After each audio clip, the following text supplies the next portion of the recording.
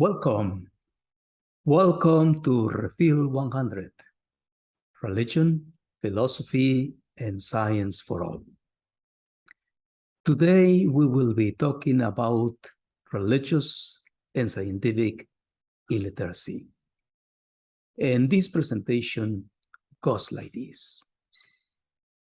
The abundance of supposedly scientific and proven data that we receive daily, whether through the internet or other media, lead us to believe that we know a lot, or at least enough, to have well-founded opinions about religion and science. But is that the case? No, clearly not. That is not the case. To begin with, most people think that studying religion is a waste of time, something that it is not worth paying attention to. This because, according to them, religion is based on myths, lies, and frankly, because they think it was created to alienate and oppress people. Now, since these people see themselves as critical thinkers, they have decided not to fall into the trap of religious belief or religious discussions. Do not spend your time on talking about such a thing. This group, therefore, has not really thought about religion seriously. And accordingly, they have a limited, even childish view of religion. But then you may ask, what happens then with the people who say they believe in religion? With those who declare themselves religious? Well, many of them also don't know what religion really is. They think that a simple statement such as, I believe in religion, I believe in God, or I'm baptized, makes them believers and religious people. They too do not know in depth what religion is. Both groups will really know what religion is the day that they invest time and effort to consider that question seriously. The day they reflect on it, its functions, implications, its social role, and the use that it is made of religion in the worlds of culture, politics, and economics. Well, this is at least what Max Weber, the great sociologist of the beginning of the 20th century, teaches us in his book, The Protestant Ethic and the Spirit of Capitalism. Now, by not believing in religion, non-believers feel themselves linked or connected to science. They say they believe in science because, unlike religion, science has solutions and answers to the problems and questions humans have. Science, they say, exposes the lies, the wrongfulness of religion. Some of them even go to the point of believing that nowadays, all you need is to go to Google, search for solutions to your problems or answers to your questions, because by doing so, the solutions and answers you need will suddenly appear on the screen of your computer. And this, of course, in the split of a second. But clearly, if this were the case, the world will be a wonderful place to live in. However, any reasonable person knows that things do not work that way. Problems and questions about life or the social, cultural, economic, or political world are not resolved that easily. Therefore, it should be noted that much of the scientific knowledge or much of the scientific information that we find on the internet or in the media is not even reliable. As a matter of fact, much of this information is superficial and reductive, especially when it comes to religious matters or to matters connected to science. Besides, we can confidently say that most held ideas about religion and science are either general and incomplete or distorted and biased. Accordingly, when using those ideas to solve problems or answer questions, most of us formulate ill-informed opinions or make weak and incoherent arguments. For instance, when you talk about religion, many of us think of the Catholic Church as if religion and the Catholic Church were the same thing. But by doing so, we automatically ignore or disqualify evangelical, Protestant, Pentecostal, or Anglican churches. And this goes without considering the disqualification of the rest of the world religions and its various ramifications. The worst of all is that many of our ideas about religion are childish, puerile.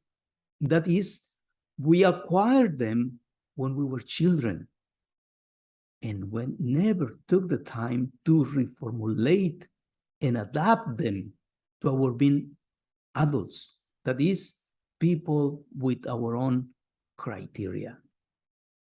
Besides, we also need to consider the advances in science and technology. Now, what happens with religion also happens with science. We think that we know a lot about science because in middle and high school, we were introduced to physics, biology, chemistry, and maths. We feel scientifically competent because from time to time, we read articles, headings, or the indexes of books, which talk about today's scientific discoveries. But how much do we really know about scientific theories or scientific problems? Not much, to be honest. The truth is that our scientific knowledge is general, brief, and frequently colored by the myth that the progress of science is linear, that it always advances and is ascending constantly, and that it offers solutions to all our problems and gives answers to each of our questions. Reality, however, is very different. Science has limits, and it doesn't always advance. In this context, it is remarkable that polemicist, philosopher, scientist, and new atheist Daniel Dennett argues that religion is so important in people's life that it should be studied, examined seriously, and in full detail. If a high percentage of the world's population claims to be religious, says Dennett, religion must be studied. And it must be studied not just by ordinary people, but above all, by the brightest minds on the planet, by scientists, believers or not. In this way, nowadays it seems inevitable that religion and science are related to one another. True. Then its interest in the scientific investigation of religion doesn't come from a desire to believe in religion or to promote it, but rather from his new atheist agenda, that is, to establish that religion is just a natural phenomenon, a social and cultural construction, not a phenomenon that goes beyond the material world. However, this is not a reason to ignore the fact that indeed religion must be studied. And it must be studied seriously because, in fact, many of the great minds then it refers to possess little to no knowledge of religion in areas of science in which they are not specialists. Why do we don't know enough about religion? Well, we don't know enough about religion because, in fact, there are no places where people can learn about it in a serious, open, and non-partisan way. True, it can be argued that there are parishes, churches, mosques, synagogues that dedicate part of their time to the faith formation of Christians, Muslims, Jews, and other believers. However, we should really be honest about this. That is, in religious centers, believers do not learn about the religion in depth, nor do they learn about it in an open and adult manner. In addition, today, most people don't go to religious centers with regularity. And when they do, many of them go because they are looking for social context, because they want to please their boyfriends or girlfriends, because they have been invited to a ceremony, to a wedding, to a baptism, or to a funeral. In the best of the cases, when people go to religious centers, they learn about their own religious traditions, their doctrines, and not about the doctrines of other religions, and certainly not about their faith in the light of contemporary science.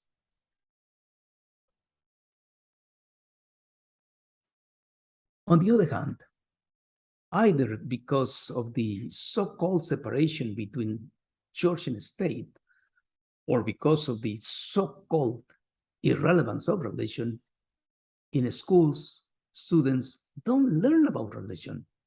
They only learn about science. But in fact, we must be careful when we say so, because learning in schools is far from being comprehensive and neutral. In fact, in schools, students learn about science from a selective and biased perspective. True, this cannot be otherwise because, in fact, each institution has its own goals and interests, and some of them have even hidden agendas. For example, when we learn about the law of universal gravitation, does one also learn about the historical and social context in which this discovery took place, or about the impact that this discovery had on the society of its time? Do we also learn about the religious beliefs professed by scientists of the stature of Copernicus, Galileo, or Newton? No, of course not. And it is here, precisely here, where we should be asking ourselves, why is this not done? Why do we ignore part of the life and philosophical or spiritual perspectives of the scientists. Everybody should know about Newton, and that is, they should know that Newton dedicated most of his life to the study of the Bible. And that, of course, had a serious impact on his way of conceiving his science and his universe. Similarly, when in mathematics, students learn about theorems, rules of inference, and such, but they rarely reflect on the mysterious nature of numbers and its implications for the existence of immaterial, metaphysical, or religious realities. If that were done, the critical and holistic thinking of the students would greatly be stimulated and broadened. And yes, true, we all learn about the theory of evolution. However, often not about how it came about, or about the different scientists working on similar ideas at the time Darwin lived. Neither does one learn about the cultural and social implications of this theory, or in any case, one doesn't learn about it in detail. Where, for example, did social Darwinism come from? For what purposes was it created? Friends, if what has been said so far is the case, can any one of you tell me where they have learned about religion and science from a consistent, open, and impartial perspective? Is there any place or institution where ordinary people, believers or not, can seriously learn about Christianity, Islam, and Judaism, where they can learn about the connections of these religions to science, and that in an open and critical manner? Is there a privileged moment when people in their churches or in their schools can reflect on these issues in a mature and adult manner? Likewise, we could ask, is there a school where people explicitly learn about the various contexts in which scientific knowledge and knowledge in general is produced and validated? Or where they can learn about the history of science or the sociology of scientific knowledge? Is there an institution in which the work of life of scientists is considered from a holistic perspective, to understand not just their theories and experiments, but also the internal political or religious motivations that led them to carry out the research and their philosophical and spiritual journeys? For indeed, although the Enlightenment and its propagators spread the idea that scientists, for the simple fact of being scientists, could not be believers, that idea has never been fully adopted. In fact, there have always been and will continue to be scientists and philosophers who combine religion and science, their faith and their scientific understanding. For the rest, contrary to the claim that we live in an era of rational, of critical thinking, reality shows and indicates the opposite. We live in an era full of credulity, in a moment of intellectual superficiality, in a moment where social commitment is not visible. In fact, like it or not, critical and holistic thinking is scarce in our educational institutions. in our schools, and in society in general. Otherwise, how can you explain the meaningless and harmful decisions that day in and day out are made in the worlds of education, politics, economics, and religion? Friends, it is clear. Religious and scientific illiteracy reign in our societies. And this illiteracy is shared by both believers and non-believers. This illiteracy is reflected in the religious and scientific fundamentalisms that are so popular today. And they are also reflected in the political systems that protect minorities instead of majorities, in our economic models that bet on unsustainability, and in our social systems that promote inequality and injustice rather than fairness and equality. What does it mean? Well, this means that both believers and non-believers can be partial, limited, and at times wrong in their perspectives.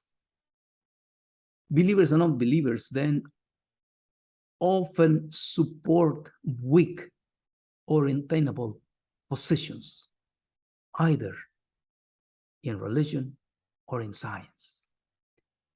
They often support uncritical and even irrational claims. The invitation is that we could become more critical and more reflective. If we could eliminate at least part of our religious and scientific illiteracy, the world and society will be better off. Dear friends, this is all for today. I hope to see you again here in Refill 100, and I hope that you continue helping us to promote the channel. Talk to your friends, talk to your relatives about it. And I will be waiting for you here next time. See you in a few days. Bye now. All the best.